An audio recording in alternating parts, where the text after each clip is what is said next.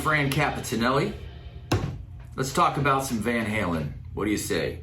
I was listening to Fairwarning and specifically Hear About It Later, and the solo just blew my mind again. You know, I've heard these solos a million times. It's not uncommon for them to hit you again like it's the first time, and that's what happened with Hear About It Later. I couldn't help but notice, you know, it's how abstract it is. It's really kind of outside the box. It's shapeless in the sense that there's no real melody underneath it.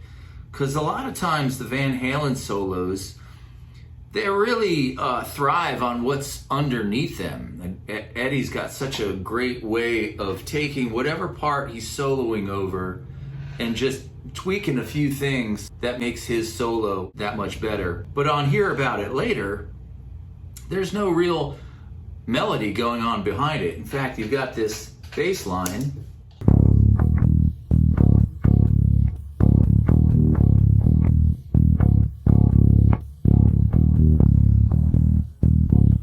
which is really, it's two notes. And with the drums along with it, it reminds me of Intruder, the song that leads into Pretty Woman on Diver Down. But that's a topic for another time. So there's no chords or, you know, direction that the melody's going. So he can basically rip out whatever he wants and get wild. And that's what all the solos are like on Fairwarning. There's this wild abandon. There's that on the other albums. But during this album, him and Donnlandee, the engineer, they would go to the studio a bunch by themselves, go through the night, get the coffee pot going.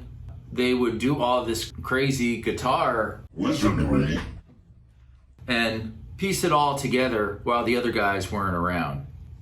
So you've got all these like weird sounding guitar solos and guitar acrobatics that we'd never heard before.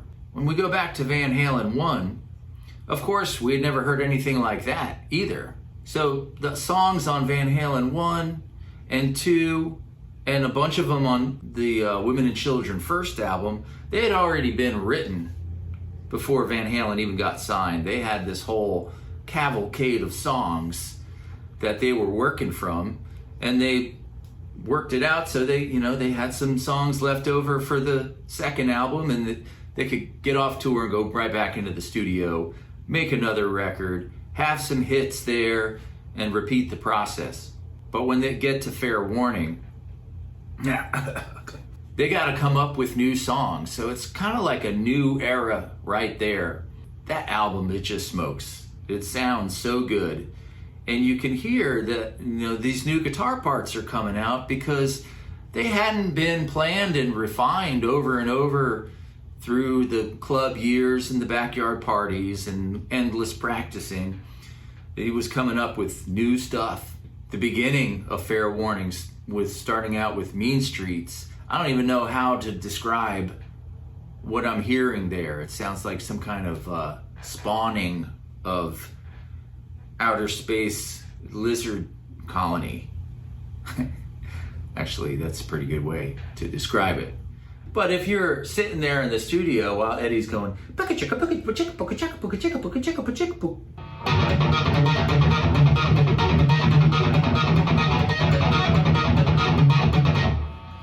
be like, oh, what is he doing? And we're supposed to be working on the song, and he's like goofing off.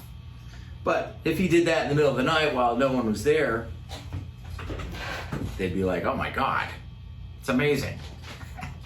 So along with making edits, which the engineers used to do a lot by splicing the tape, they would make comp tracks of the solos. Well, they still do that. You know, it basically means you're doing a guitar solo and you do like 10 takes and you take all the best parts and you make one killer solo. Well, Eddie, he didn't really need to do that because he could just play it live in the studio. But during this time, they started comping tracks because they were experimenting. All right, so let's listen to this here.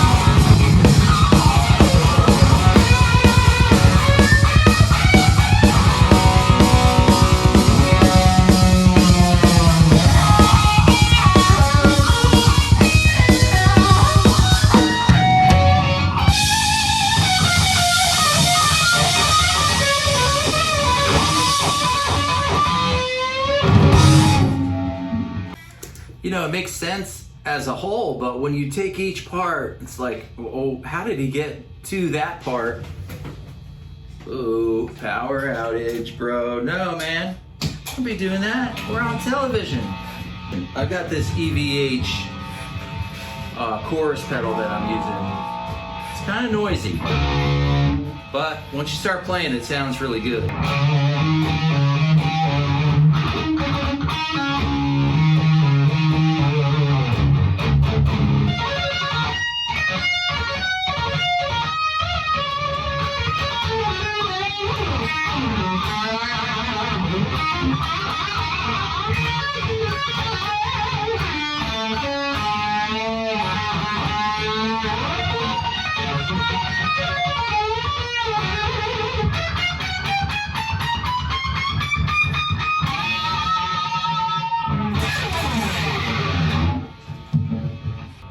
You can tell that there's probably some comp parts in it because it'll go from a high part to a low part to a high. It goes to like some really weird spots that in the guitar player's train of thought, you're not really seeing the guitar in that way. This whole thing, it's like the French police car Doppler effect sound.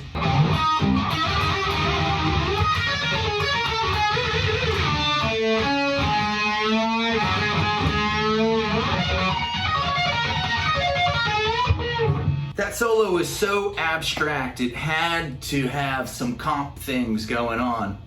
Anyway, the mysteries of the Edward solo. Hopefully we've dug a little bit deeper to figure out what the heck is going on, but we may never fully understand. I'm Francapitanelli, totally into the sound. We'll see you next time. Wow!